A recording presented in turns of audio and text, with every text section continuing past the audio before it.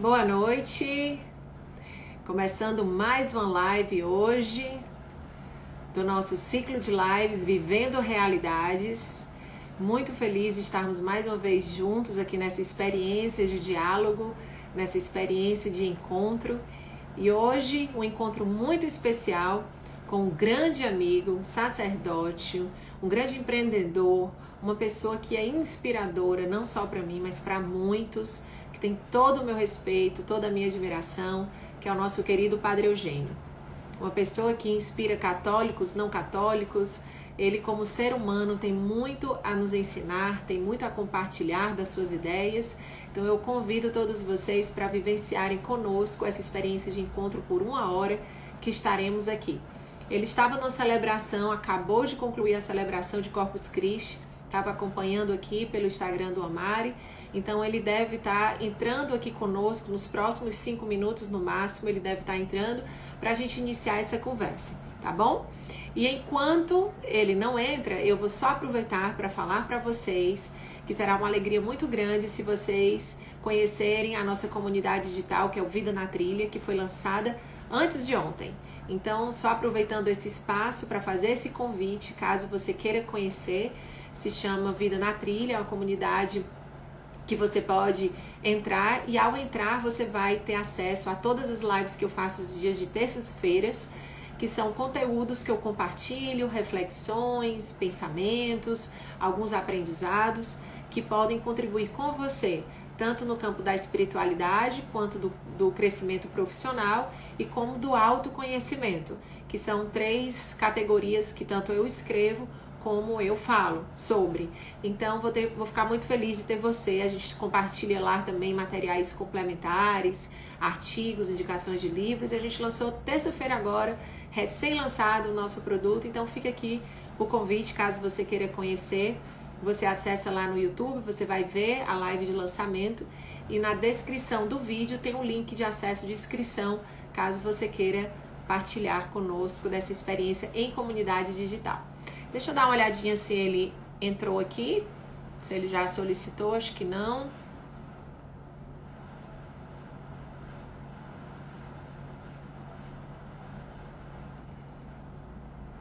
Ele ainda não entrou, então eu tô só atenta pra gente ir conversando.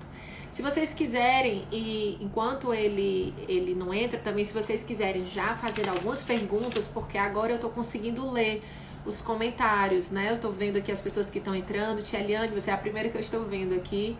Que bom que a senhora está aqui conosco. Um prazer. Itaque, Estefânia, amigos, clientes, pessoas da minha vida, pessoas que eu amo. Então, se vocês quiserem já compartilhando algumas perguntas agora, eu tô conseguindo visualizar com atenção.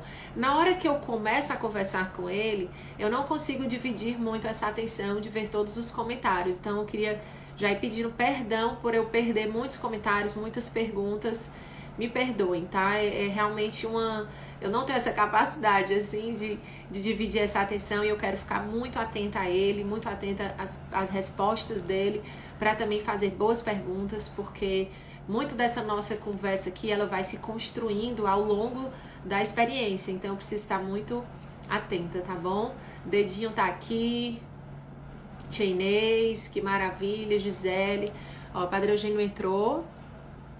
E já, acho que ele já solicitou. Autorizá-lo aqui a entrar.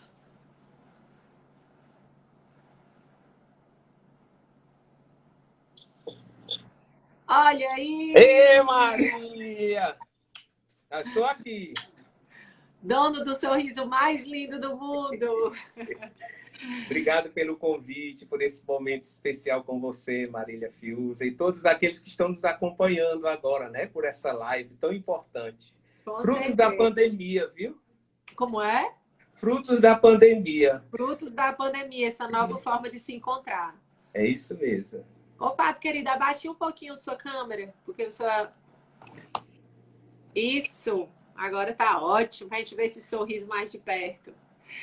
Então, muito obrigada, Padre. Eu sei que você acabou de terminar a celebração, eu estava acompanhando, então eu estava lhe vendo lá. E como você foi fiel no horário, eu já estava assim nervosa de como é que ia dar tempo. Mas que bom que você está aqui. Muito obrigada mesmo. Muito obrigada, viu? Por estar Obrigado sendo pelo esse convite. espaço. E a gente vai vivenciar aqui um encontro, como a gente já viveu tantos encontros, né, Padre? Assim, há 17 anos somos amigos e a gente já vivenciou muitas experiências de encontros, de emoções, de celebrações. O nosso livro é sobre encontros, eu acho que é uma palavra muito comum nas nossas vidas. E hoje a gente vai vivenciar mais uma expressão de encontro aqui, um encontro leve, um encontro verdadeiro, embora virtual, um encontro também despretensioso, né, no sentido de estarmos aqui livres e com um desejo sincero de vivenciarmos esse encontro com todas as pessoas que estão aqui conosco, não só de nós dois, mas de todas essas pessoas que estão aqui, que no momento são 236, e com certeza vão chegar mais pessoas. Muitas estavam lá na missa, então devem estar correndo para cá. Então, um encontro com elas e com Deus, sobretudo, que certamente está aqui conosco, porque onde dois ou mais estiverem, em seu nome, com certeza ele está em nosso meio. Então, que seja uma experiência divina e humana essa nossa conversa. Tá certo? Padre querido, você é muito conhecido como padre, mas hoje eu também quero apresentar essas pessoas. O filho da dona Celina, o filho do seu Raimundo, o irmão da Flávia, da Auxiliadora, do Guto, do Aguiar, e tem um que eu estou esquecendo, que é o Célio. Pronto. Então, quero apresentar essa pessoa também que tem uma história linda de família, que é amigo de muitos, que é fundador do Omari, mas é escritor, já foi diretor de colégio, já tem tantos outros papéis que às vezes as pessoas não conhecem tantos.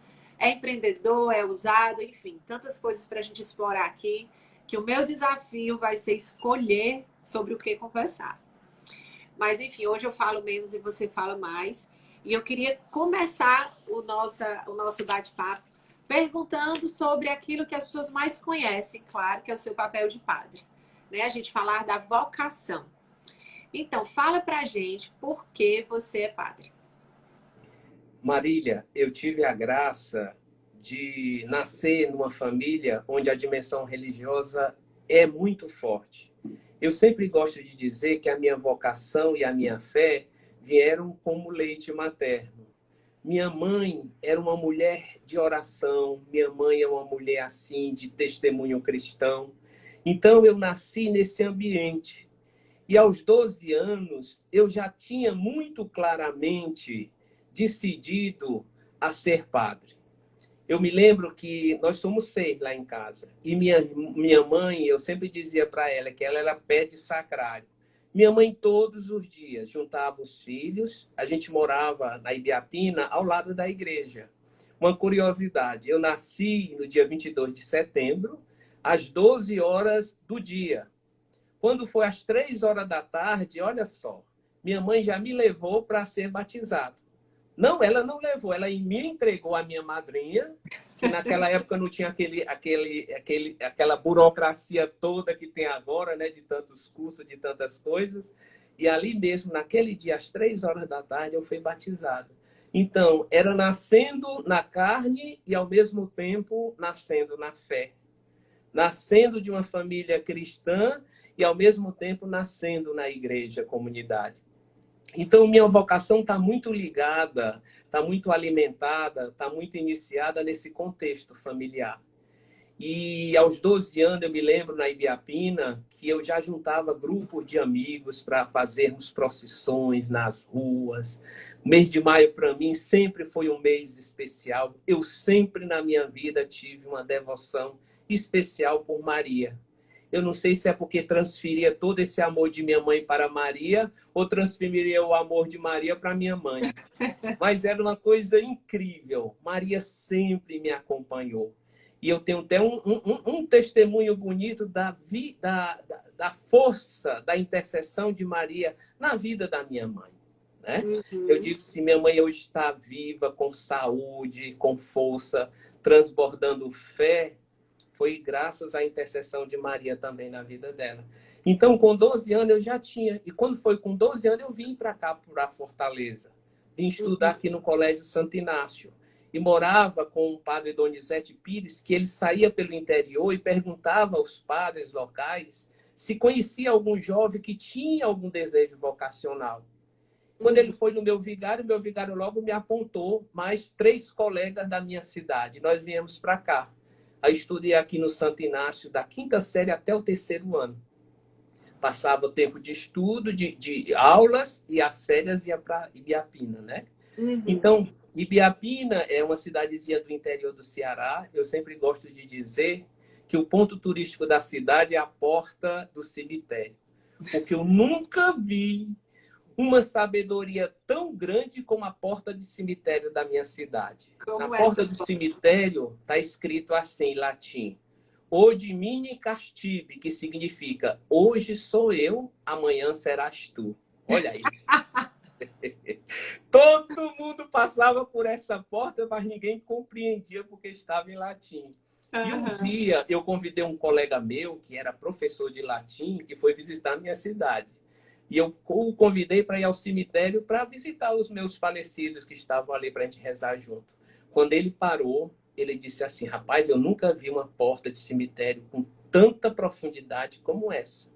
E eu não sabia latim, ainda hoje não sei também. E eu perguntei para ele: o que está escrito aí? E ele disse: olha ali, hoje sou eu, amanhã serás tu. Eu disse: rapaz, deveria botar em português para o pessoal.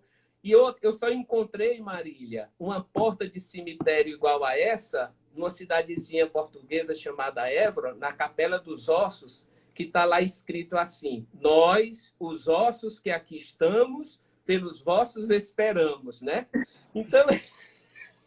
Então falando de osso, assim, mas era essa teologia que é própria da Idade Média, onde a igreja, na sua sabedoria, levava as pessoas a refletir sobre a brevidade da vida. Viver cada minuto com um cheiro de eternidade. Viver cada minuto sentindo a eternidade de Deus aqui, né? Às vezes a gente luta por tantas coisas, mas não vive o momento presente, essa grande graça que Deus nos concede. E eu sou dessa cidade e fiquei lá até os 12 anos, depois vim para cá. Aí quando terminei o 3º ano, já estava decidido, escrevi minha carta pedindo admissão à Companhia de Jesus. Os meus superiores pediram que eu passasse 1 ano de experiência sendo um bairro mais popular, e eu fui lá para o Mudubim. Nós éramos 7 jovens que desejávamos entrar na vida religiosa. E ali naquele bairro, a gente era quem fazia as refeições, cuidava da casa. Nossa missão era apostolado final de semana, crisma, cuidar da catequese. E depois de 1 ano, o desejo mais profundo. Aí foi aí que eu escrevi e fui aceito para entrar no noviciado da Companhia de Jesus, do jesuíta. Aí fui morar em Salvador durante 2 anos para fazer o meu noviciado. E nesse tempo, eu não sei se você sabe, mas eu tive a graça de conviver com a irmã Dulce. Foi mesmo? Tá aí que eu não sabia. Nós tínhamos uma experiência no noviciado. O noviciado era a primeira etapa de formação, 2 anos.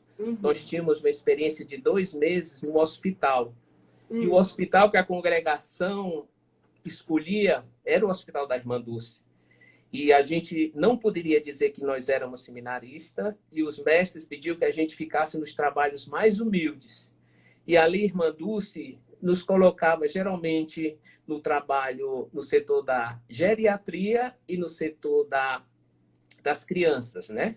Então, ali a gente trabalhava, limpava, dava banho, se envolvia. Foi uma graça. E naquela época, a irmã Dulce já tinha fama de santa.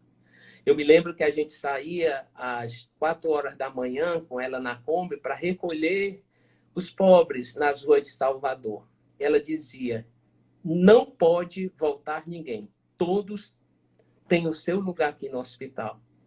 E na época que a gente estava lá no hospital, os hospitais do estado, os hospitais particulares estavam em greve. Então o pessoal jogava muitos enfermos lá na porta do hospital dela.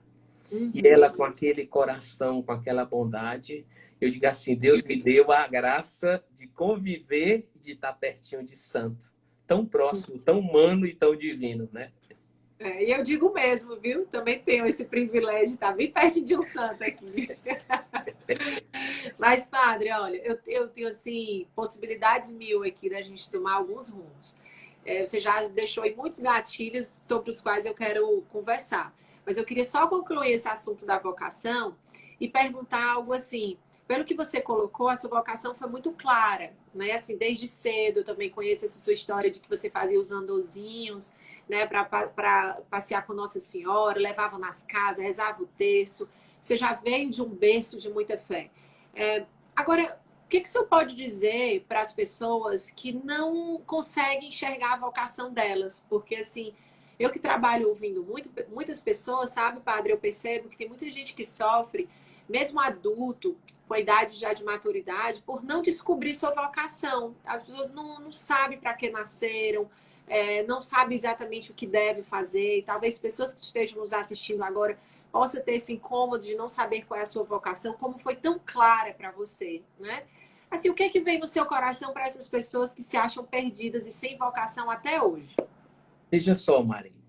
Nós nunca teremos 100% de certeza das vocações e das escolhas que a gente faz na vida. Vocação também é um passo no escuro. Mas o que me movimentava a dar esse passo eram minhas moções espirituais, meus desejos mais profundos. O desejo de servir, o desejo de me colocar a serviço da igreja, um desejo de uma vida assim mais dedicada às coisas do reino de Deus, o desejo de construir também comunidades, o desejo de trabalhar com jovens, o desejo de trabalhar com casais, o desejo de estar totalmente disponível para as coisas de Deus. Então, aquilo me realizava. E quanto mais eu me envolvia, mais consolação eu sentia. Entendeu? Mas eu lhe digo com toda certeza, eu nunca tive 100% de dizer assim, essa é a minha vocação 100%. Não. Eu acho que a vocação a gente vai descobrindo no seu dia a dia, sabe? Renovando, se reinventando, se alimentando. Isso é o segredo da vocação. E isso não quer dizer que eu não passei por um momento de dúvidas. Eu me lembro que quando eu estava no noviciado, no segundo ano de noviciado, eu entrei numa crise profunda, como os místicos chamam, a noite escura da fé. Eu me perguntava, meu Deus, será se é isso mesmo que tu queres que eu faça, que eu me comprometa, né? E eu me lembro que eu fui conversar com o meu orientador espiritual e ele me deu um texto de Eclesiástico que diz assim, meu filho, se entrares para o serviço de Deus, prepara o teu coração para a aprovação. E ele dizia uma frase, Marília, que eu nunca esqueci. Ele diz assim, olha, Eugênio, eu já passei por muitas dúvidas e inquietações. Tudo que nos acontece nos favorece, se a gente não reclama e com o coração confiante agradece. Aquela frase para mim foi assim uma inspiração. Essas duas, tanto do Eclesiástico, e eu dizia, não existe seguimento de Jesus, não existe vocação sem cruz, sem questionamento, sem inquietações, né? Então, a gente tem que tirar desses momentos um momento para a gente reafirmar o amor original, o desejo original, a beleza original, o sonho original. Isso é que eu faço. Como foi a segunda frase? Repita aí, padre. A segunda frase. Tudo que me acontece me favorece. Se eu não resmungo e com coração grande eu confio e agradeço. Tudo que me acontece favorece. Se não resmungo. Com coração cheio de confiança, eu agradeço e confio. É isso que ele quer dizer. Você seguiu direitinho aí essa frase, viu? Que era uma pergunta que eu gostaria de fazer agora. A gente vai falando de palavras. A gente falou de vocação e eu queria puxar agora essa palavra motivação. Que muito você já respondeu, por sinal. Porque o que eu percebo, sabe, Padre Eugênio, é que você é uma pessoa que parece que se tornou padre ontem. Né? Assim, porque é empolgado. E eu fico admirada com essa sua empolgação, mesmo tendo tantos anos de sacerdócio. E eu estou sempre fazendo um paralelo com as pessoas que eu conheço através da minha vida profissional, como também através do Familiares Consórcio, dos meus amigos, da minha própria vida, como é difícil a gente se manter motivado com algo que já é antigo, né? As relações, manter uma relação motivada, empolgada, manter um trabalho animado, empolgado. Né? Então, às vezes, a gente percebe, por exemplo, aquele profissional que entra numa empresa tão empolgado e passa alguns anos já está mais desanimado. Então, assim, como é que você nutre essa motivação que se renova sempre? Fala pra gente. É um dom que Deus lhe deu? Ou você acha que tem algo que pode nos ajudar a estar sempre nutrindo essa empolgação com o que já é velho? Eu me lembrei agora de um filósofo, Heráclito, que dizia que a gente não toma banho 2 vezes no mesmo rio. Nem a pessoa é a mesma e nem o rio também é o mesmo. Eu sempre procuro, no meu dia a dia, descobrir a novidade de Deus para o meu momento. Eu acredito que Deus age em mim, por mim e comigo. Então, tudo pode ser lugar do encontro com Deus. Tudo é sacramento de Deus.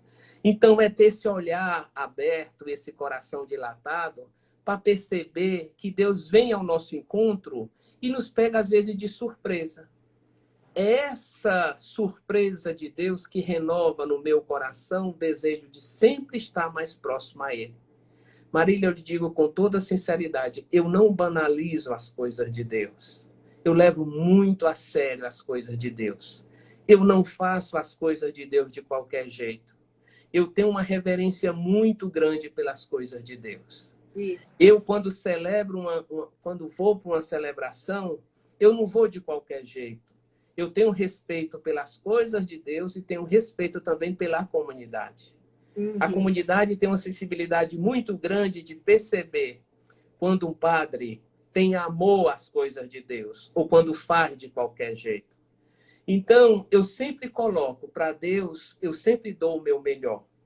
Às vezes, mesmo fragilizado, às vezes, mesmo inquieto, mas quando eu vou para as coisas de Deus, eu digo como dizia um padre colega meu, o meu coração se põe onde os meus pés estão. Eu me coloco por inteiro. E bem jesuíta, né? Assim, a união do coração com a ação, né? É verdade. É colocar o coração onde os pés estão. Porque é se colocar por inteiro. Às vezes a gente não vive a beleza da vida, o momento da vida, a oportunidade da vida, porque a gente não está todo. Está só de corpo presente, mas os pensamentos, a alma e o coração estão vagando. Te coloca por inteiro nas coisas que você faz, que você sempre vai descobrir a beleza, a realização e a graça de servir, né? Eu sempre acredito isso, que você sempre me diz também, que a experiência humana é o caminho que Deus escolhe para se comunicar e para chegar às pessoas. Tudo está inundado de Deus, tudo é sagrado, tudo é graça. Tudo, Deus é um esbanjador de bondade e de graça. Basta a gente estar com o coração atento e os olhos permeados pela fé. É verdade. E eu vejo também, Padre, assim, que você falou, que você leva muito a sério, né, as coisas de Deus, assim, o amor que você tem pela liturgia, pela religião. E eu sempre trago esses ensinamentos da sua inspiração para todas as áreas da minha vida. Né? Da mesma forma como eu lhe vejo muito cuidadoso com a sua vocação, me inspira a esse cuidado. Porque eu acho que outra palavra que eu vejo muito presente na sua vida é o capricho. Né? Assim, você é muito caprichoso nos seus retiros, no tudo que faz. Tem muito detalhe, tem muito capricho.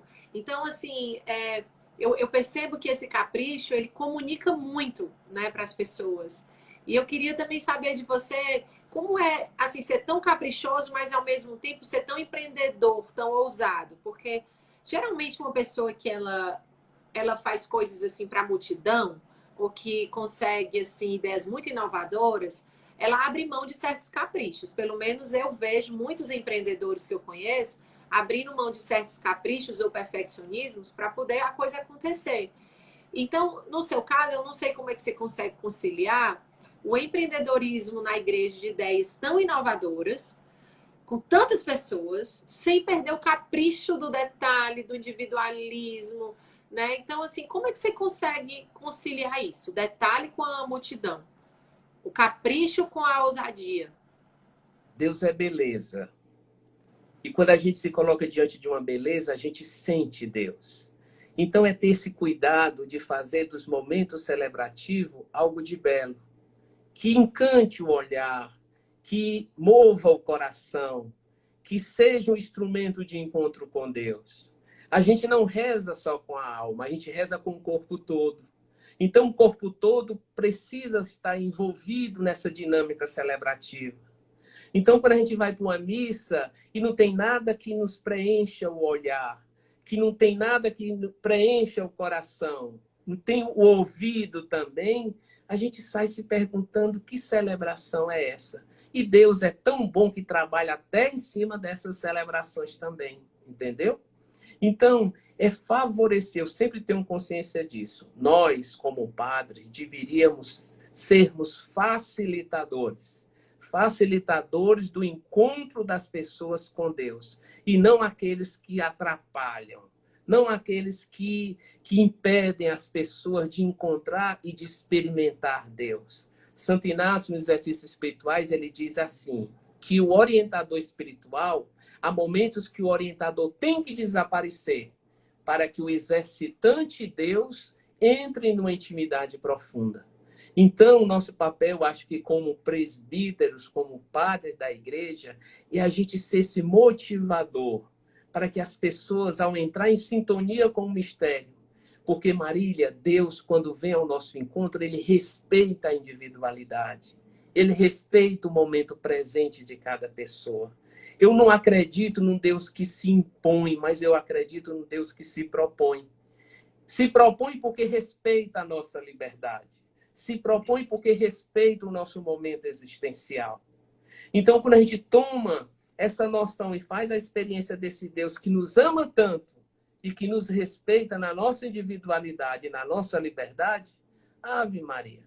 E eu tenho aprendido muito com a espiritualidade inaciana, porque a espiritualidade inaciana, ela tem algumas características de liderança inaciana. Não sei se você sabe, né? Sim. Então, eu sei que você me deu um livro para eu ler.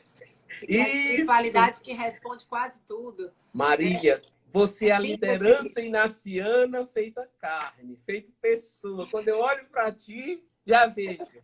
Olha eu só devorei aquele livro, devorei. Olha aqui algumas características da liderança inaciana. Santo Inácio diz que a primeira característica é de uma pessoa que se reconhece amada como pessoa, como única, como original, como criada continuamente por Deus. Nós somos pérolas preciosas. Como é que você vai liderar alguma coisa se você primeiro não lidera os seus dons, as suas qualidades, a sua capacidade de se conhecer, de se relacionar com suas sombras, com suas luzes, né? Santo Inácio diz que a primeira reconciliação começa dentro da gente mesmo. Então, Deus não se repete na sua criação. Deus nos cria únicos. Te lembra aquele retiro que você nos deu a primeira vez? Que o amor de Deus por nós é pessoal, incondicional e eterno. Outra característica do líder inaciano, ele se desenvolve como pessoa autônoma, criativa, competente, intuitiva, que não se contenta com aquilo já feito, já realizado, mas está sempre num processo de superação. Aqui eu vou ter que lhe interromper, porque você ainda vai falar de outras, mas nesse ponto eu tenho que lhe interromper. Olha, eu conversando com a professora Albaniza sobre você, eu queria saber como era você lá na escola também, como é que ela lhe percebia. E eu achei algo tão interessante do que ela disse, tão interessante, que ela disse assim, o Padre Eugênio, ele tem a capacidade de ver o que ninguém viu, de ver o que não foi revelado. Então, ele parte na frente porque ele identifica lacunas.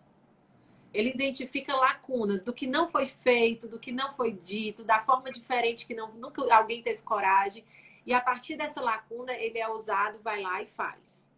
Então, eu achei tão interessante essa coisa assim, de na mesma hora eu pedi a Deus, meu Senhor, me dá sabedoria e visão para eu ver essas lacunas, né? Para eu ver o que tá faltando e ter a coragem, depois que é o segundo passo, de ter a sua coragem, para essa ousadia, né? Então, nessa liderança inaciana que você está falando, que é essa liderança que tem intuição, né? Que vai lá e faz, que tem autonomia, eu queria lhe fazer essa pergunta. Como é esse equilíbrio de você, na hora que tem uma ideia, que na hora que identifica uma lacuna, medir os riscos, ou se você nem mede riscos, você simplesmente vai e faz, né? Porque a Patrícia ela também me disse isso, eu não sei como é que ele concilia muitas ideias com a concretude dessas ideias. Porque às vezes tem gente muito criativa, mas que não consegue colocar a criatividade em prática. E eu preciso saber dessa orientação de como é que é ter muitas ideias, identificar lacunas e ter a coragem para fazer. Né? Você não analisa risco, porque geralmente uma coisa que me trava é quando eu vejo risco. Aí eu não boto a minha ideia em prática. Como é que você faz com riscos? Eu sempre ouso no cotidiano.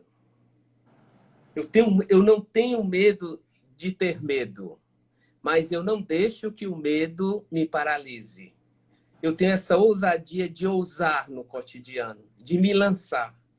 Porque eu acredito que Deus sempre nos impulsiona para frente, jamais para trás. Tudo que nos paralisa, nos fragmenta, nos impede da gente crescer, né?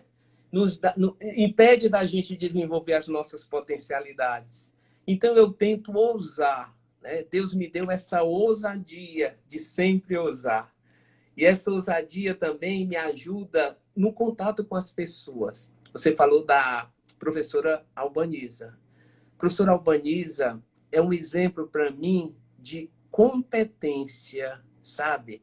De lucidez, de coragem. Uma mulher que, se eu estou aqui, ela está além, mais na frente.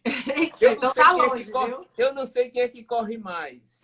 Uma mulher assim dinâmica que eu fico assim impressionado com a capacidade de trabalho, a capacidade de ousar também e de acreditar em sonho e nas pessoas. Ela disse uma frase tão legal sua também, que ela disse, ela realmente fez umas descrições da sua pessoa diferente da minha forma de falar, que eu anotei porque eu achei umas frases muito bacanas. Ela disse que vê em você o positivismo sem alienação. Olha que bonito, né? O positivismo sem alienação. Porque o positivismo alienado é um risco muito grande. Né? A pessoa ser positiva alienada. Né? Então, eu queria saber um pouco mais do que é um positivismo sem alienação. O que é que você desconfia disso? Por que ela falou isso de você? Eu acho que o alienado não tem condição de ver a beleza da vida, a beleza do momento. Ele está preso nas suas ideias, nas suas coisas ultrapassadas, né? Então, uma pessoa alienada, ela não olha para frente. Ou ela está presa ao passado, ou não vive constantemente o presente. E eu só volto ao passado para lhe lembrar de coisas boas. Eu me dirijo ou no presente ou olho para o futuro. Santo Inácio de Loyola, ele tem uma frase que ele diz assim, que quando a gente olha muito para o passado, só lembrando coisas negativas, isso não vem de Deus. Isso vem do espírito, do espírito do mal em nós, que quer nos fazer ficar presos ao passado para nos impedir da gente viver o presente e ousar o futuro. Olha que coisa bonita. Então, Marília, eu tento viver essa ousadia do cotidiano, essa beleza do momento presente. E, Padre Eugênio, essa sua ousadia não gera críticas ou perseguições ou pessoas incomodadas? Porque geralmente eu vejo que as pessoas diferentes, as pessoas que são inovadoras, e principalmente dentro da igreja, geralmente recebem críticas. Como é que você lida com as críticas se elas existem? Se elas existem, como você lida com elas? Quando as críticas vêm de pessoas que querem meu bem, eu acolho. Porque eu sei que são pessoas que querem me ajudar, sabe? Eu não sou 100% certeiro nas minhas decisões, eu tenho minhas fragilidades. E eu preciso de alguém que às vezes me diga, olha, não vá por aqui, isso daqui está muito ousado, você precisa ter cautela, né? Porque como você falou, às vezes eu corro perigo de ir correndo na frente, correndo sanguíneo, né? Fazer as coisas assim. Tudo ao mesmo tempo, mais um pouquinho. Tudo ao mesmo tempo. A criatividade chega, eu fico assim, eu Sabe o digo que foi que assim, a sua mãe me disse? Eu sim. achei muita graça. Ela disse assim: minha filha, eu me preocupo com ele, porque ele vive correndo, vive para um lado, vive para o outro. Aí uma vez eu liguei para ele e disse: meu filho, você não está muito cansado, não? Sabe o que foi que ele me respondeu, meu filho? Ele disse: mamãe, eu fico cansado é parado. Quando eu estou parado, eu me canso muito. E fala Aí eu aí, minha, achei, olha. Aí ela disse que já se conformou, que você nasceu foi para estar em movimento mesmo. Marília, agora você fez me lembrar uma cena que aconteceu quando eu estava em casa. Agora, antes Era, de você contar essa cena, eu vou pedir uma coisa para as pessoas. A gente ainda tem alguns minutos aqui na live. Eu vou pedir para elas convidar, através do aviãozinho aqui, alguns amigos, algumas pessoas que não estiveram aqui conosco, mas que ainda há chance de participar dessa nossa parte final. Aí elas mandam e você pode continuar essa história. Mas pode falar. A história qual não, era mesmo? minha mãe, quando eu ia passar férias na minha cidade, já padre, né? E eu ia para descansar, para conviver mais de perto com os meus pais, tudo isso. Quando eu chegava lá, na casa, aí o pessoal da cidade sabia. Aí fazia aquela fila para a confissão. Eu, às vezes, impaciente, cansado, o pessoal chegava e a mamãe dizia assim: olha, tem um pessoal ali para atender. Eu disse: ô, mamãe, agora eu estou tão cansado, deixa eu descansar um pouquinho. Olha, você escolheu a vocação de padre para servir. Marília, eu nunca me esqueci daquilo. Você escolheu a sua vocação é servir. Eu disse assim: mamãe, a senhora me deu uma lição agora que nenhum mestre meu me deu. Pois está certo. Eu já desci para atender a confissão Oh, desse povo. Foi coisa. mas olha, você soltou uma palavrinha aí que eu me interessei. Você disse quando estava impaciente. Quer dizer que você tem impaciência, um dos seus pontos fracos ou não? Sim, tenho. De modo especial quando estou muito cansado. O meu cansaço ele se manifesta na impaciência. Então, quando eu estou impaciente, alguma coisa está, sabe, precisa de dar uma parada, relaxar, se tranquilizar, para a gente retomar a caminhada. E como é que você lida com os seus pontos fracos, Padre Eugênio? Na aceitação dos seus pontos fracos, das suas vulnerabilidades. Como é que você lida com as suas vulnerabilidades? Eu os tenho sempre à minha frente. Não os abafo e nem tampouco fujo deles. Porque a melhor forma da gente vencer os nossos inimigos é tê-los à nossa vista. Então, quando eu reconheço o ponto, eu tenho que me policiar naquela fragilidade. Então, quando eu percebo que eu estou frágil naquele ponto, eu tenho sempre ele pertinho de mim. Eu não deixo ele tomar conta e se esconder de mim, porque se ele se esconde, eu não sei onde é que ele vai me atacar. Então, eu tenho sempre à minha frente as minhas debilidades, as minhas fragilidades. A espiritualidade naciana, ela nos dá a capacidade da gente discernir as moções do Espírito. Qual o Espírito que te guia? É o Espírito de Deus ou outros espíritos? Então a gente vive nessa luta constante, sabe, Marília? Nessa reconciliação das nossas sombras com as nossas luzes. Eu não tenho medo das minhas sombras. Eu quero ter consciência delas. Eu quero ter consciência porque quanto mais consciência eu tenho das minhas sombras, eu sou mais misericordioso com as sombras dos outros. Sim. Eu sou mais caridoso com as fragilidades dos outros, né? Eu vejo o outro, às vezes, a partir de mim mesmo, a partir da minha fragilidade. Então, quando eu tenho consciência das minhas fragilidades, eu sou capaz de reconhecer com mais facilidade e ser mais misericordioso com as fragilidades dos outros. Eu Tenho vejo, muitas. eu vejo que você tem uma identificação muito grande com o próprio Papa Francisco, que tem muito desse movimento, né, Padre? Assim, de expor mesmo a vulnerabilidade da igreja na frente, né? Assim, sem estar camuflando, sem estar escondendo, né? Eu vejo que ele também tem essa linha, assim, de não fugir da vulnerabilidade, né? E aí, assim, entrando nessa linha de vulnerabilidade da igreja, né? Eu imagino também que algumas pessoas que estão nos assistindo agora, até pelo público que está muito misto aqui, tem público da minha parte profissional, tem público das pessoas que já são suas seguidoras, que são pessoas amigas suas, que já lhe conhecem nas celebrações. Mas eu imagino que dentre nós também tem pessoas que têm suas decepções com a igreja, né? Assim, que não tiveram boas experiências com a igreja. O que você poderia dizer para essas pessoas que se afastaram, que não se identificam, que estão mornas ou totalmente decepcionadas com a nossa igreja? É dizer que Jesus é maior do que a igreja. A igreja, nós vamos encontrar santos e pecadores. É santa porque nasceu da intuição de Jesus. Jesus quis a igreja. E é o Espírito dele que a mantém.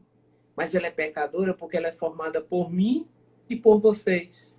A nossa fragilidade repercute na vida, no comportamento da igreja. A igreja só será santa quando a gente tentar viver um pouquinho mais de acordo com os mandamentos de Jesus. Eu acredito que uma religião verdadeira é aquilo que Dalai Lama falava. Qual a melhor religião? É aquela que nos faz melhores do que nós somos. Eu acredito nisso, sabe, Marília? Acredito na religião como ponte e jamais como muro.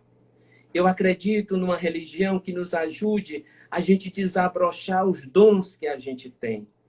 Não uma religião que me diminua, mas me integre. Integre e não me desintegre.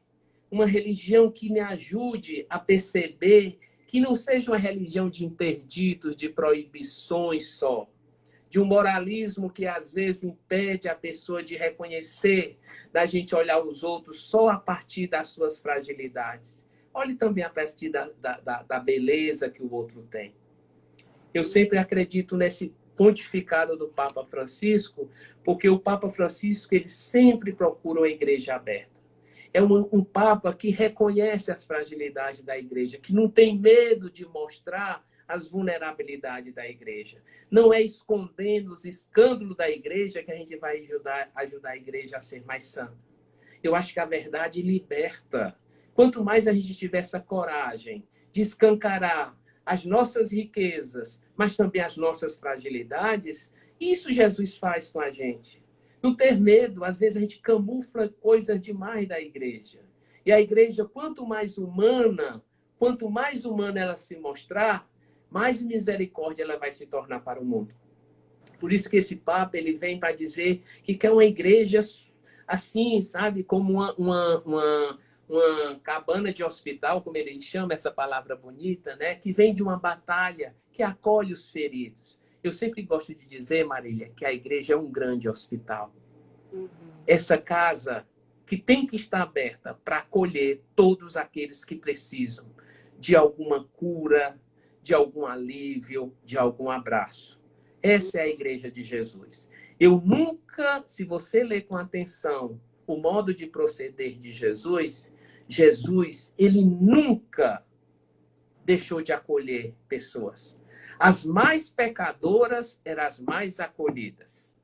Jesus nunca foi forte, nunca foi assim rígido com o pecador, mas foi muito rígido com aqueles que se achavam santos e se achavam no direito de apontar as fragilidades e os defeitos dos outros. Ninguém tem direito de apontar as fragilidades dos outros se primeiro não aponta as suas, né? Então, eu queria essa igreja, eu acredito que a igreja tem que ser essa mãe que cuida, que cura, que acolhe e que, de certa forma, indica o caminho que é Jesus. A igreja não é maior do que Jesus. A igreja é apenas o instrumento que nos leva a Jesus. Tem gente que santifica demais a igreja e diminui o papel de Jesus. E Padre Eugênio, depois agora da pandemia, né? Você falando dessa cabana, desse hospital, né, para todas as pessoas. Depois da pandemia, você consegue ver alguma mudança no papel da igreja ou alguma mudança no relacionamento do fiel com a igreja? O que você está conseguindo enxergar agora quando tudo isso passar? O pessoal vem depois de uma guerra, né, basicamente, e aí como é que você percebe que a igreja deve acolher ou que mudanças você está percebendo? Eu vejo que a igreja, de modo especial na pessoa do Papa Francisco, ela já se mostra uma comunidade de acolhimento, uma comunidade que se coloca perto daqueles que sofrem.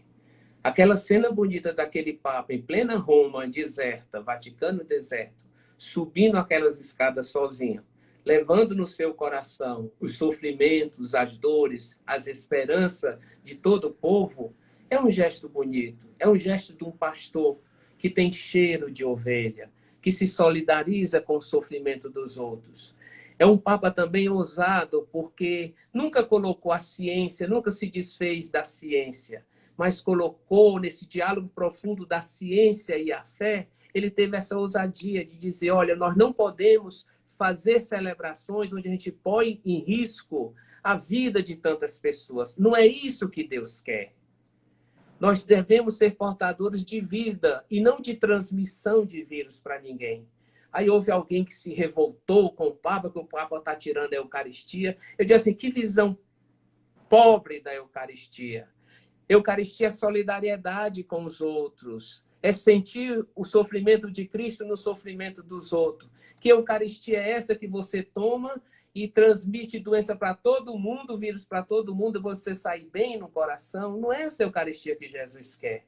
A Eucaristia que Jesus quer da gente é aquela Eucaristia que a gente é capaz de ser solidário.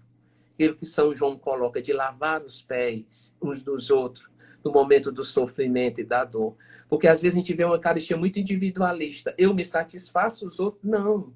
E o Papa Francisco teve essa ousadia. Não foi fácil. Recebeu muitas críticas, porque ele fechou as igrejas de Roma. Né? A Semana Santa nunca aconteceu na igreja, Marília. A Semana Santa ser de portas fechadas.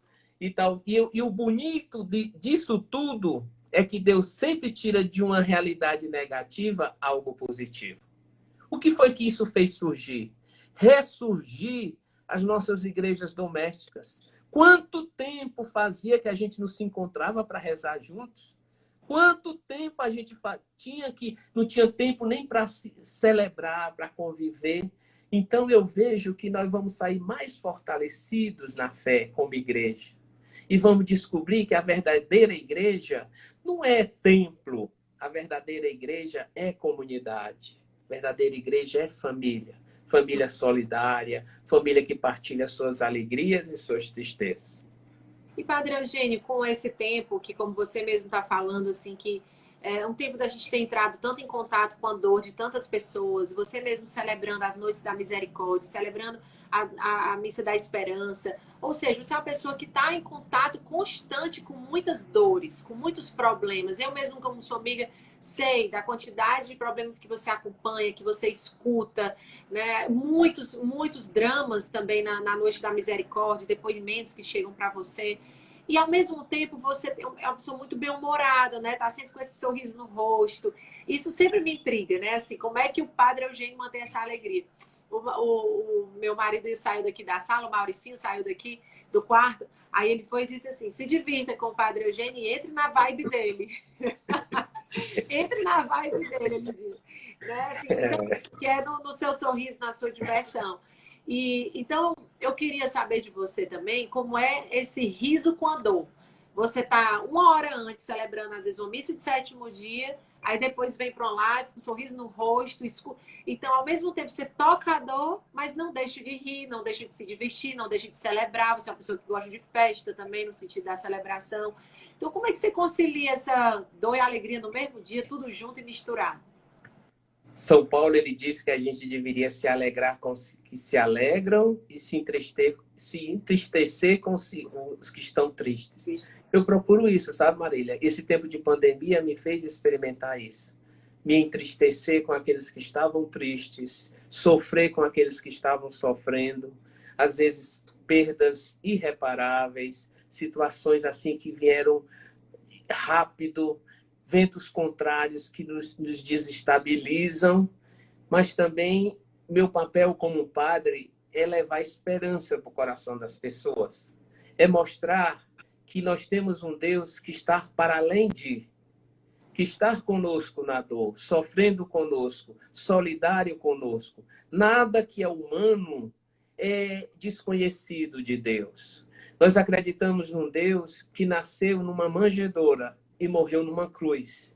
Então, o sofrimento faz parte da vida desse Deus, por amor. Ele assume isso por amor. E quando ele já se mostra solidário com todos aqueles que sofrem. Eu não acredito num Deus que manda pandemia. Eu não acredito na pandemia como um castigo de Deus. Eu acho que é uma catástrofe natural. E esse Deus está aí sofrendo com a gente. Está nos dando força, animando o coração e trabalhando através das mãos de tantas pessoas profissionais. Quem tem os olhos permeados pela fé, vê os sinais de Deus acontecendo. Vê Deus atuando. E eu procuro sempre isso, mostrar para as pessoas que mesmo na escuridão, Deus trabalha nas nossas desolações, como dizia Santo Inácio. Nossos momentos de tristeza, Deus também trabalha.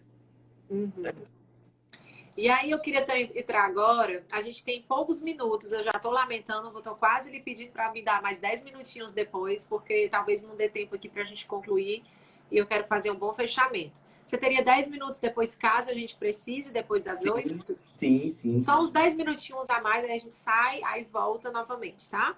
Então, assim, eu queria falar sobre relacionamentos, por isso que eu acho que o tempo não vai dar. Sobre relacionamentos, sobre convívio, né? Eu sei que o senhor não tem a experiência do convívio matrimonial, mas o senhor tem um convívio com outros sacerdotes na mesma casa, né? E assim, eu tive a alegria de conversar com o padre Jailton, né, que é uma pessoa que também convive com você, e para conhecer um pouco do que é o padre no dia a dia, na cozinha, na sala, né, dividindo a louça, como é que é. E assim, e ele falou que você é uma pessoa fácil de conviver. Ele disse umas 10 vezes fácil, né?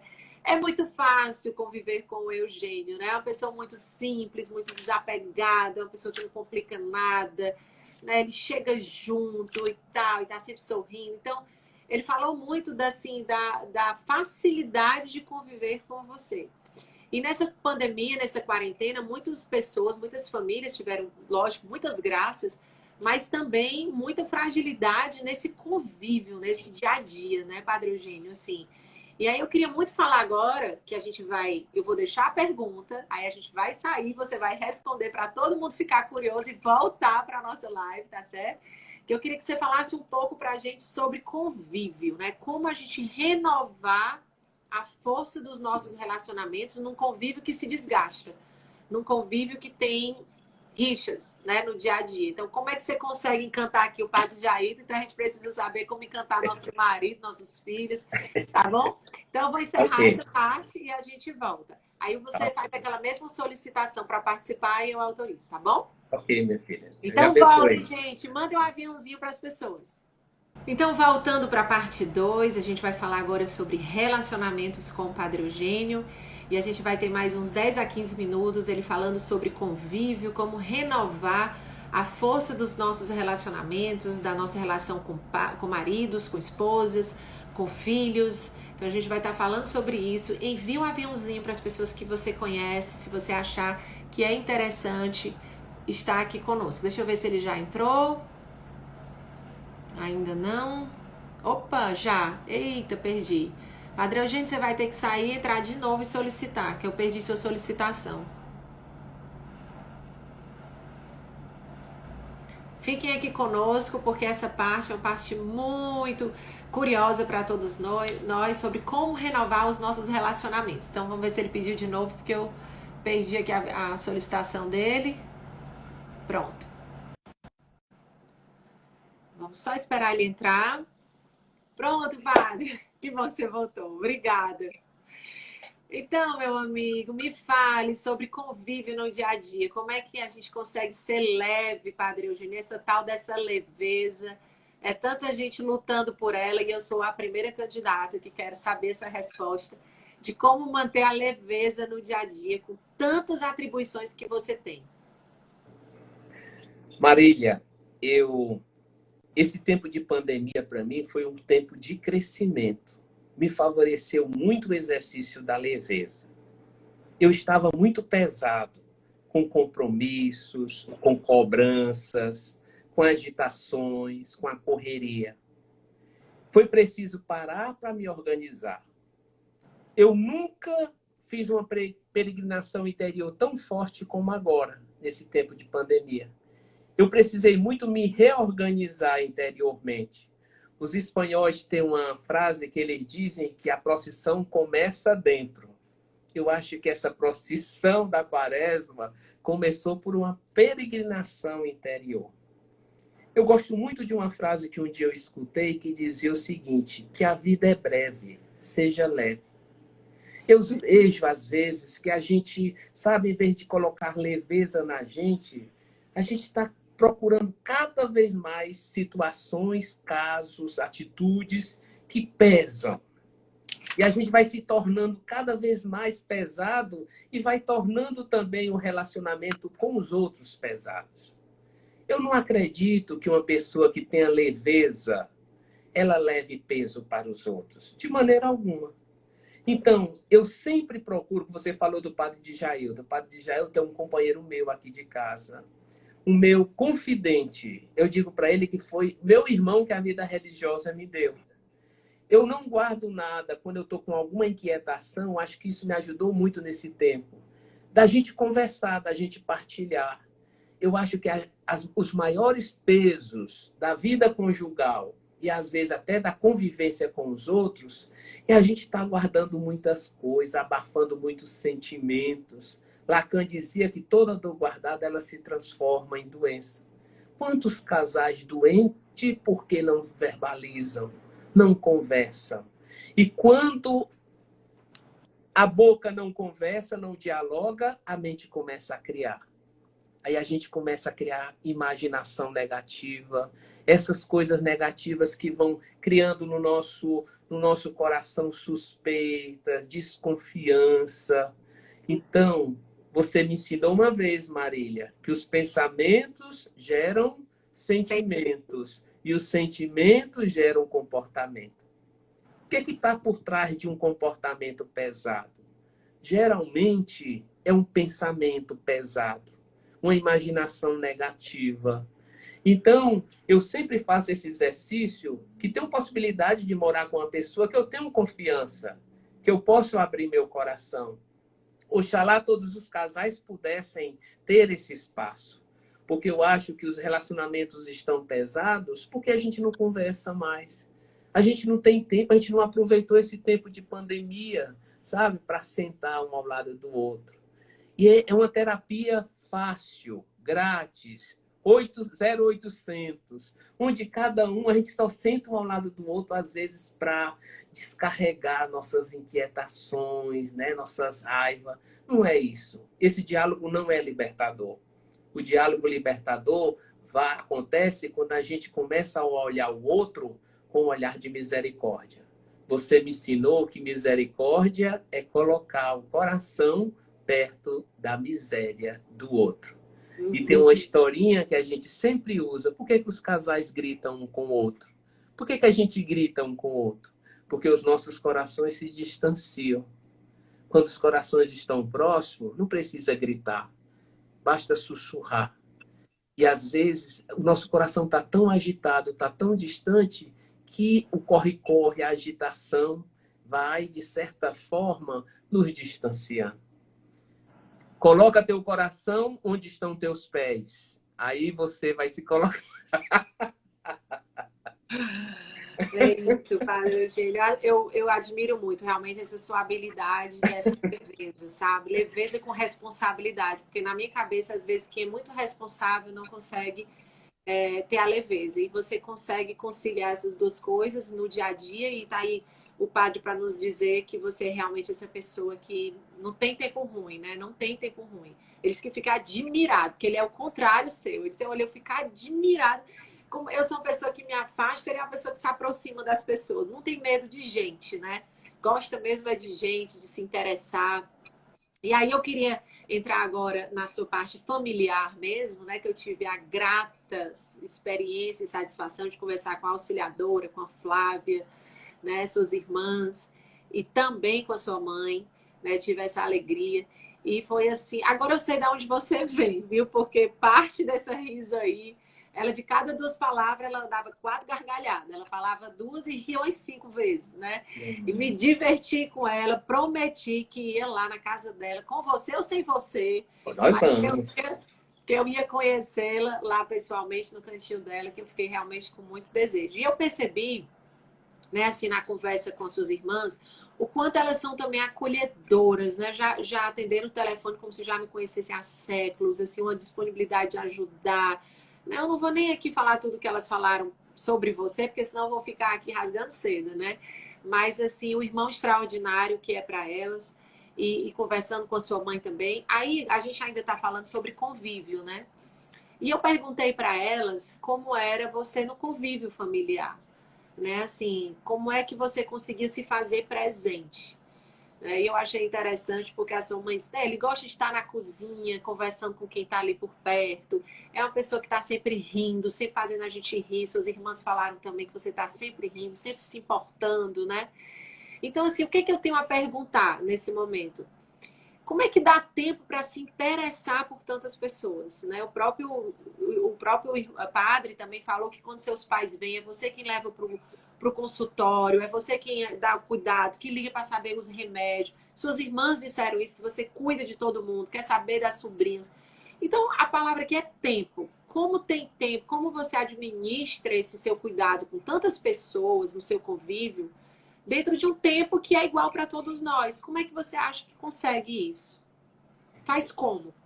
Marília, minha família é a minha maior riqueza, né? Eu, quando entrei na vida religiosa, eu deixei tudo para embarcar nesse barco que é o barco da igreja, que é Jesus. E a única riqueza que eu fiquei foi com a riqueza da minha família. E às vezes eu me cobro muito porque eu deveria dar mais tempo para eles.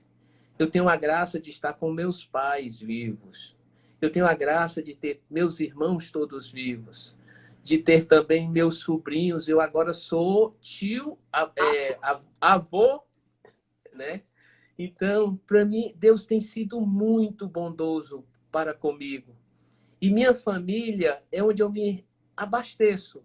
Quando minha mãe e meu pai vêm aqui a Fortaleza para fazer exames médicos, eu faço questão de acompanhá-los, porque é um momento precioso de estar com eles, de partilhar. E meus pais estão já numa idade que precisam de muito cuidado, de muita presença. Eu não quero de maneira alguma ficar depois com a consciência pesada por não ter dado para eles o tempo precioso de uma conversa, de um abraço, de um beijo e de um reconhecimento por tudo. Tudo que eu sou hoje, eu devo a eles. Minha família, meus pais, quando me mandaram para vir estudar aqui, nós somos 6. Meu pai era farmacêutico, não era formado naquela época no interior, a pessoa, e vinha do sangue, porque todos os irmãos dele eram farmacêuticos, né? Então, meu pai era conhecido como o seu Raimundo da farmácia. Tinha algum doente na cidade. Eu me lembro como criança, a gente dormindo, as pessoas batiam na porta chamando o seu Raimundo porque estava alguém passando. Então, esse olhar misericordioso, esse olhar acolhedor. Meu pai é um homem assim, de um coração muito aberto. Meu pai tem uma facilidade de fazer amizade, que é uma coisa incrível. E minha mãe é aquela sensibilidade, aquele carinho para com os pobres, aquele cuidado, aquela mulher da unidade, aquela mulher do aconchego, da paz, aquela que congrega todo mundo ao redor dela. Ave Maria, sou apaixonada por eles. Então, eu tenho que ter, porque me abastece muito como padre, sabe? Dar o tempo para minha família é o melhor tempo que eu invisto. Porque com eles eu me fortaleço, com eles eu me encontro na minha infância, no contato com eles eu me encontro com Eugênio criança, Sim. né? Assim, pensar que eu saí de dentro dela, né? Pensar em sair dessa família maravilhosa, desse casal que para mim é testemunho de casados, né? De família, meu pai assim, minha mãe. Eu digo, nós não somos perfeitos, mas temos nossas fragilidades, mas temos todas as noites. Tá vendo essa imagem ali de São José com o menino Jesus chorando? Olha que coisa linda. Sim. Tá vendo? Então, Ali, esse tá aqui no meu quarto. Todos os dias, quando eu vou dormir, eu agradeço a São José pela família que Deus me concedeu. É uma graça. Eugênio, você como filho, que valores familiares você recomenda para nós pais repetirmos nas nossas famílias, né? Na sua experiência familiar, que valores você considera essenciais para plantarmos nas nossas famílias? Eu acho os valores, de modo especial, da fé, da boa educação, do reconhecimento, das graças de Deus que constantemente Ele nos agracia. Quem tem um coração que reconhece, tem sempre um coração que agradece. Então, eu acho que o papel dos pais é fazer com que os filhos reconheçam que tudo não se ganha com facilidade, não. Às vezes a gente dá tudo para os nossos filhos com facilidade. Tudo que é adquirido com facilidade, a gente não põe crédito, a gente não dá valor. Eu acho que falta muito nas nossas educações hoje para com os nossos filhos, é fazer com que eles valorizem aquilo que eles têm. A família, o trabalho dos pais, o dom da fé, tudo isso é graça. Eu me venho de uma família de seis filhos. Eu me lembro que lá em casa nascia um cada ano. A roupa de um já ficava para o outro. O berço acompanhava até o último. Minha irmã mais nova, que é a Flávia, que mora em Manaus, é a menina. Ela foi o berço que todos nós, né? E minha mãe com aquele cuidado, com aquela dedicação, assim, coisa bonita. Abertura à vida, abertura ao amor, abertura à família e abertura à graça de Deus e o reconhecimento. E já que você deixou uma mensagem para os pais sobre os valores que você considera essenciais, e agora o que você diz para os filhos, para os jovens, né? Assim, eu sei que você foi uma pessoa que sempre se preocupou também com os jovens. Né? Assim, a sua família me contou que você levou os melhores conjuntos para Ibiapina, as melhores bandas. Deixa eu te falar uma coisa. Ah. Quando eu fazia grupo de jovem na minha cidade, só que o padre tinha uma certa raiva, porque o padre dizia que não era grupo de jovem, era grupo festeira. A gente sempre fazia festa. E tinha uma casa da juventude lá que a gente juntava o grupo, contratava uma banda daqui de Fortaleza para ir tocar lá. Ó. Depois da festa, diz que as suas festas nunca teve nenhuma igual, era festa. Sempre gostei de festa, Marília, sempre gostei de festa, porque só faz festa quem é alegre. Não?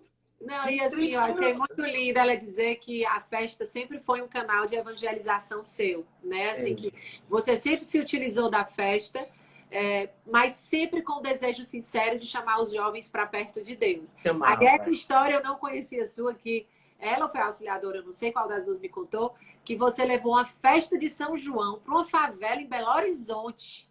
Foi. Que quando você estudava em Belo Horizonte, já para ser padre, você teve essa ousadia de trazer festa de São João, que o povo não sabia nem o que era papocar um balão, e você levando lá a festa de São João. Então, assim, sempre com esse objetivo de evangelizar, né? Como a Patriciana disse, ele transforma as coisas do mundo em coisas de Deus, né? A festa. Eu tive a graça fala para os jovens e sobre festa. Uma fala que você possa dizer agora para os jovens, mas falando de festa também. Como é que você une aí essa festa com o jovem e dê uma mensagem para eles? Eu queria dizer para os jovens, vou dizer uma coisa para vocês. Vejam, eu nunca vi, nesse tempo de padre, ninguém se arrepender, nenhum filho se arrepender por ter acolhido os conselhos, obedecido aos pais. Mas eu já vi muita gente sofrer por não levar em consideração os conselhos dos seus familiares. Então, não existe ninguém que nos queira tão bem como os nossos pais. Às vezes, pai é chato porque ama incondicionalmente. Às vezes, é chato porque olha muito longe e tem esse olhar de cuidado, de preocupação.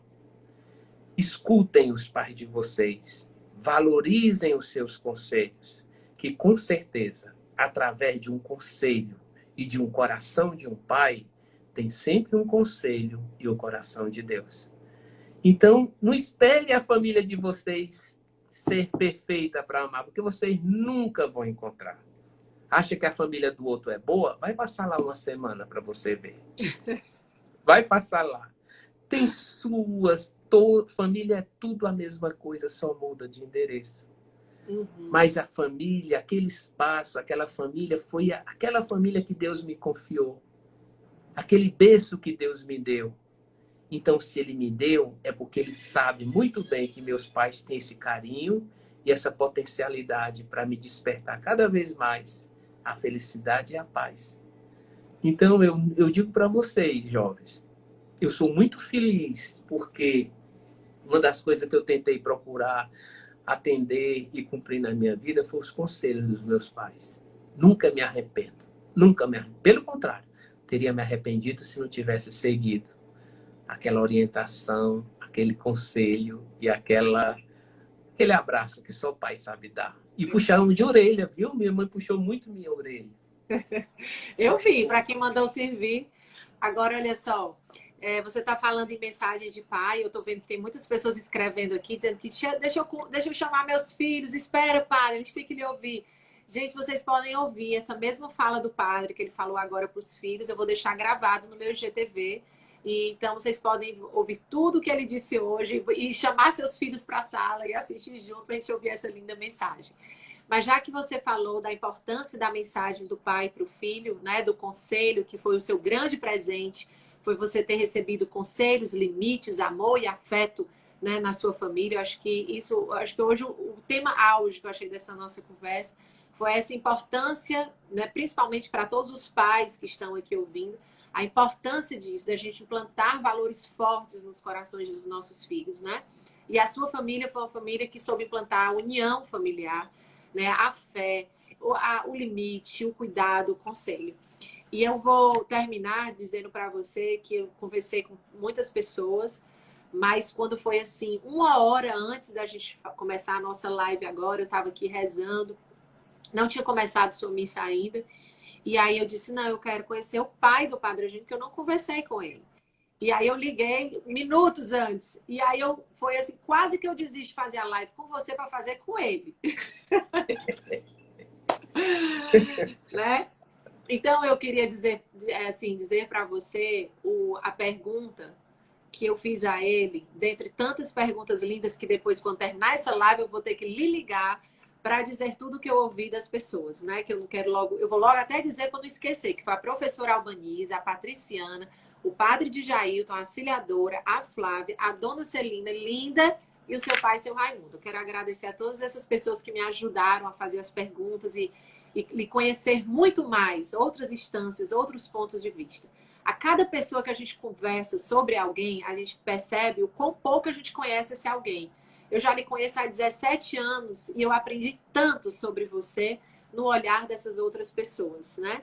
Então, eu deixei assim o que eu achei de mais precioso, porque me tocou mesmo a humildade do seu pai, que eu vejo tão presente em você também. Vi a alegria da sua mãe também, mas assim, a humildade dele diante da admiração que ele tem de você, né, Padre Eugênio? Eu fiz uma pergunta para ele que eu quero hoje deixar para você, assim, de presente, né? Eu perguntei, seu Raimundo, eu tive essa coragem de perguntar, viu? Seu Raimundo, daqui a muitos anos, quando o senhor partir, o que é que o senhor quer que fique no coração do Padre Eugênio? Que ele não pode esquecer, o seu conselho de pai. Qual é o seu conselho de pai que ele não pode nunca esquecer, mesmo depois que você partir?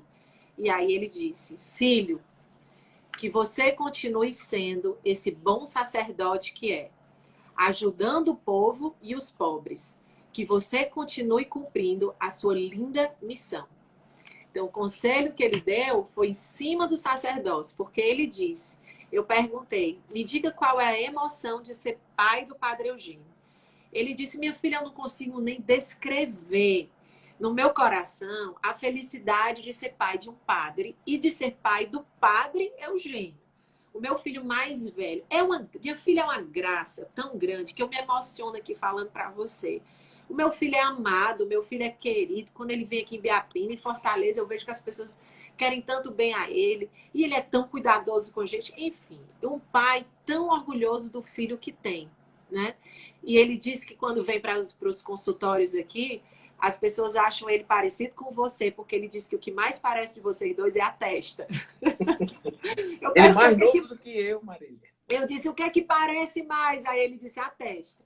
Aí ele disse que as pessoas identificam vocês muito parecidos e perguntam, senhor, alguma coisa do Padre Eugênio? Aí quando ele diz que é seu pai, que as pessoas lhe conhecem, ele diz que fica tão emocionado, tão emocionado. Então, assim, foi muito linda a conversa com ele. E eu queria realmente lhe dar esse conselho de pai, né? Que é o conselho que ele diz que quer que fique no seu coração, Padre, porque a sua missão é alegria para os seus pais, é alegria para a sua família, porque você é sacerdote em casa também para eles, que ouvem os conselhos, os seus conselhos. E o nosso sacerdote, o nosso amigo, a Flávia disse que quando lhe vê no altar, ele vê assim, transformado. É assim, sabe? Cheio do Espírito Santo. Mesmo o Eugênio brincalhão, mas cheio do Espírito Santo. Então, o que me emocionou é ter esse reconhecimento da família, porque eu sempre digo para minha filha, não adianta eu ser conhecida por multidões, não adianta eu ser conhecida pelos meus clientes, ser conhecida, ter o reconhecimento, ter tantos abraços e elogios de muitas pessoas se eu não tiver da minha casa. Se eu não tiver o reconhecimento da minha casa, toda a minha vocação é vã. Então, o que eu estou lhe dizendo é algo que eu conquisto, que eu tento buscar muito na minha vida, o reconhecimento da família. Né? Não é o reconhecimento no sentido do elogio, é no sentido da certeza, Padre Eugênio, que você nunca faltou em casa. Então, exercer uma missão para uma multidão sem falhar com os seus. Isso é que eu acho mais lindo, é ser lindo para os seus. Então, parabéns por esse homem maravilhoso que você é e esse privilégio que me emociona também, que você pode ver, de ser sua amiga, né? Porque é um privilégio muito grande mesmo. Amo você, viu? Queria agradecer a você, porque você sempre me ajuda a me reinventar. Você me ajuda a sempre usar, Marília.